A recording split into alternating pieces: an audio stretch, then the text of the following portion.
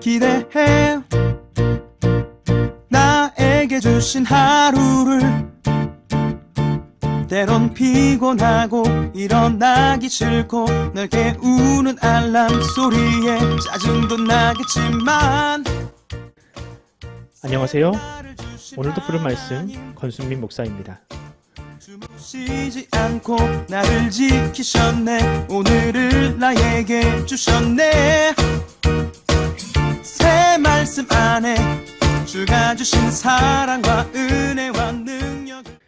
오늘 우리가 은혜 받을 하나님 말씀은 역대하 24장 15절에서 16절까지 말씀입니다. 여호야다가 나이가 많고 늙어서 죽으니 죽을 때 130세라. 무리가 다윗성 여러 왕의 묘실 중에 장사하였으니 이는 그가 이스라엘과 하나님과 그의 성전에 대하여 선을 행하였음이더라. 아멘. 오늘 설교 제목은 여호야다의 장례식에 주는 교훈입니다. 어떤 사람이 잘 살았는지 아닌지는 그 사람의 장례식을 보면 알 수 있다고 합니다. 과연 장례식에 얼마나 많은 사람들이 와서 그를 추모하고 유족들과 함께 그 슬픔을 공유하는지를 보면 그 사람이 평소에 어떤 삶을 살았는지를 알 수 있다고 하지요. 저도 목회자로서 여러 장례식을 다녀보았는데요. 어떤 장례식은 사람이 너무 많아서 앉을 자리를 찾을 수 없을 만큼 붐비는 곳이 있는가 하면 어떤 장례식에는 그냥 가족만 덩그러니 있어서 썰렁한 곳도 있었습니다. 이런 모습을 보고 있자면 누구라도 이 고인의 삶이 어떻는지를 미루어 짐작할 수 있습니다. 얼마 전에 끝난 아르헨티나의 축구 영웅 마라도나의 장례식이 딱 그렇습니다. 그 장례식을 보면 그가 어떤 인생을 살았는지를 보게 되는데요. 얼마나 많은 사람이 그를 추모하려 모였는지 우리나라의 뉴스에서 다룰 정도였습니다. 이 조문 행렬이 너무 길어서 며칠간의 장례 일정으로도 다 소화할 수 없을 정도였다고 합니다. 저도 뉴스를 통해서 보았는데 사람들은 그의 죽음에 진심으로 슬퍼했고 심지어 절망하기도 했습니다. 추모객들의 인터뷰를 보았는데 이렇게 말하고 있었습니다. 저는 얼마 전 친아들을 잃었습니다. 그런데 지금 또 한 명의 아들을 잃은 것과 같이 슬픕니다. 또 다른 이는 이렇게 말했습니다. 마라도나는 우리에게 대통령이나 정치인도 줄 수 없는 희망과 행복을 주었습니다. 그렇습니다. 아르헨티나 국민에게 마라도나는 단지 축구 스타가 아니라 영웅이었습니다. 그는 아르헨티나 국민들에게 돈으로도 바꿀 수 없는 그런 꿈과 소망을 주는 그런 영웅이자 아버지이자 가족이었습니다. 그의 장례식은 그의 인생이 얼마나 큰 의미를 남겼는지를 보여주는 현장이었습니다. 성경에도 그렇게 어떤 사람의 죽음에 대해서 의미 있게 다루는 경우가 있는데요. 보통 성경에는 어떤 사람이 몇 살을 살다가 죽었고 또 그의 아들은 누구였다. 이 정도로 짧게 언급합니다만 역사에 큰 족적을 남긴 사람에 대해서는 그렇게 간단하게 끝내진 않습니다. 오늘 우리가 읽은 본문이 대표적입니다. 오늘 우리가 읽은 이 본문은 여호야다라는 사람의 장례식을 소개하고 있는데요. 오늘은 이 본문을 통해서 여호야다가 어떤 삶을 살았고 또 사람들이 그의 죽음을 어떻게 추모했는지를 한번 살펴보도록 하겠습니다. 여호야다는 남유다가 매우 혼란하던 시절에 대제사장이라는 직분을 감당하던 사람이었습니다. 그는 아합과 이세벨의 딸이었던 아달랴라는 여왕, 정확히 말하면 왕후가 이 피해 통치를 하고 있던 시절의 대제사장이었습니다. 아달랴는 왕이었던 남편과 아들이 죽자 모든 왕족을 죽이고 스스로 여왕이 되려 했습니다.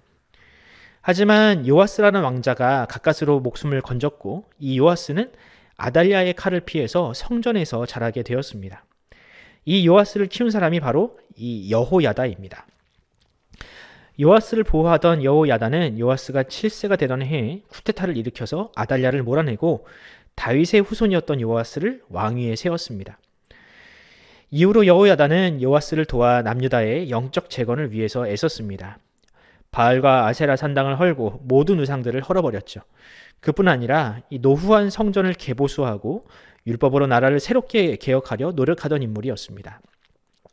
보통 이런 개혁은 사람들의 저항에 부딪히고 또 공감을 얻기 힘들지만 남유다 사람들은 이 여호야다의 개혁을 환영했습니다.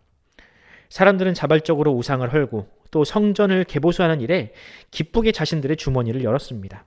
이 모든 개혁의 중심에는 바로 여호야다가 있었습니다. 이처럼 여호야다는 남유다를 위기에서 구해낸 사람이었습니다. 그는 아달랴를 몰아냈고 다윗 왕가의 정통성을 지켰으며 영적으로 혼탁해져가는 남유다를 구한 영적 거인이었습니다. 그런데 여호야다도 사람인지라 죽음을 피할 수는 없었습니다. 당시 사람들의 평균 수명이 과연 몇 살이었을까요? 시편 90편을 보면 이런 구절이 있지 않습니까? 사람의 연수가 70이고 강건하면 80이다. 당시에는 요즘처럼 100세 시대가 아니라 사람들의 수명이 그리 길지 않았는데 그는 무려 130세를 살았다고 합니다. 저는 이 대목에서 그런 생각을 하게 되더라고요. 그 시대가 여호야다를 필요로 했고 하나님께서 그를 천천히 데려가신 거라고.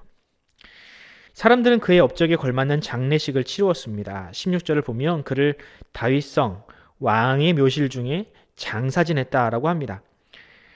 다윗성의 왕의 묘실은 왕도 쉽게 묻힐 수 있는 곳이 아니었습니다.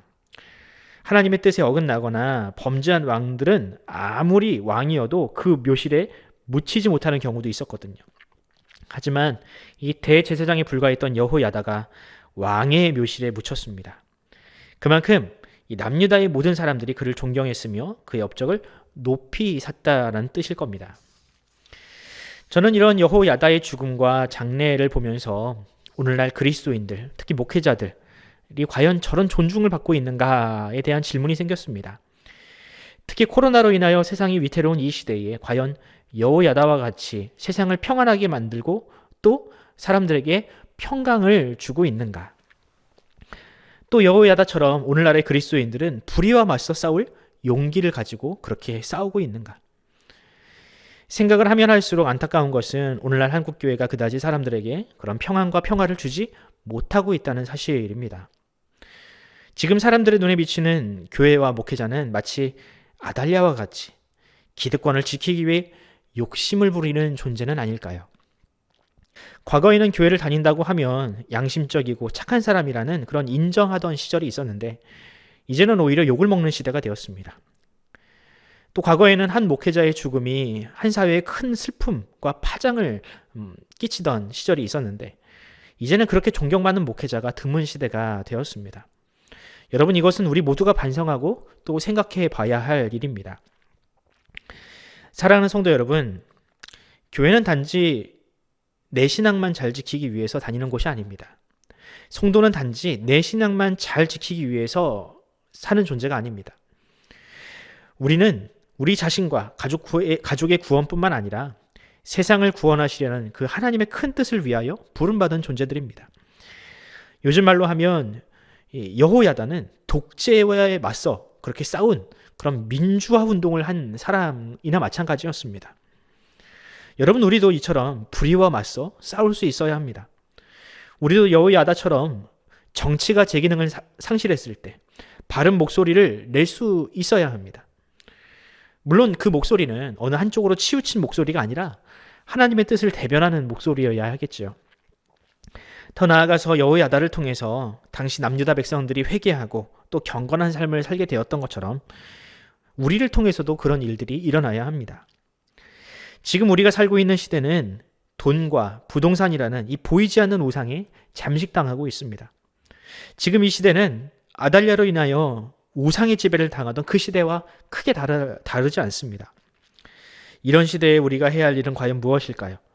여호야다가 그러하였듯이 우리도 이 시대를 지배하고 있는 이 탐욕과 절망과 미움과 시기라는 이 악한 세력으로부터 이 시대를 구원해야 합니다. 바라기는 저와 여러분을 통해서 그런 개혁이 일어나기를 소원합니다. 저와 여러분 그리고 우리 한국교회와 푸른 사랑의 교회가 이 시대의 여호야다가 되기를 바랍니다. 그래서 하나님이 기뻐하시는 교회와 성도 또 세상이 존중하고 기억하는 그런 공동체가 되기를 간절히 소원합니다. 기도하겠습니다. 하나님 아버지, 주님의 은혜를 감사합니다. 주님, 지금은 너무나도 혼탁하고 어지러운 시대입니다.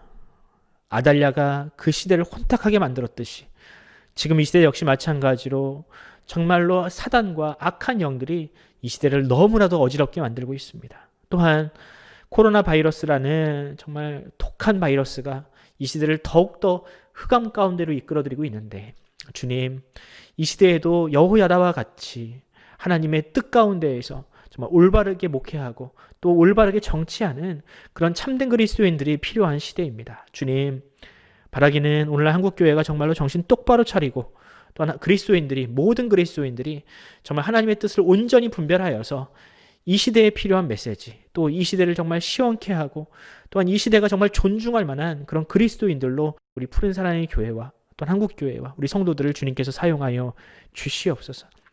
하나님, 이 시대가 너무나도 어지럽습니다. 특히 이 코로나 바이러스로 인하여 많은 사람들이 신음하고 있습니다.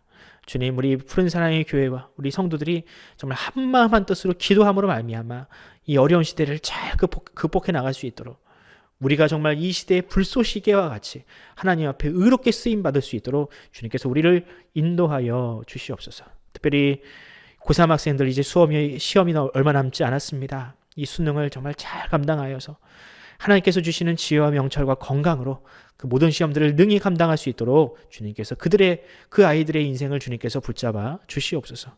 감사드리며 예수 그리스도의 이름으로 기도드립니다. 아멘. 사랑하는 성도 여러분, 우리가 함께 기도합시다. 이 흑암이 가득 찬 절망적인 이 시대를 주님께서 불쌍히 여기시고 여호야다와 같이 하나님의 일꾼들을 이 시대 가운데 마음껏 불러주시고 또 우리를 그렇게 사용하여 주시어서 이 시대에 정말 빛과 소금의 역할을 우리가 감당하게 달라고 기도해 주시고요. 특별히 우리 아이들, 자녀들을 위해서 기도합시다. 취업과 또한 입시로 인하여 정말 극심한 스트레스를 받고 있는 우리 아이들에게 하나님께서 정말 찾아가 주시고 그들을 위로하시고, 특별히 이제 수능을 얼마 남지 않았는데 이번 주입니다. 우리 주찬미, 문혜민, 김가영 이 아이들이 시험을 잘 감당할 수 있게 해달라고 여러분들 끝까지 기도해 주시기 바랍니다. 함께 기도하겠습니다.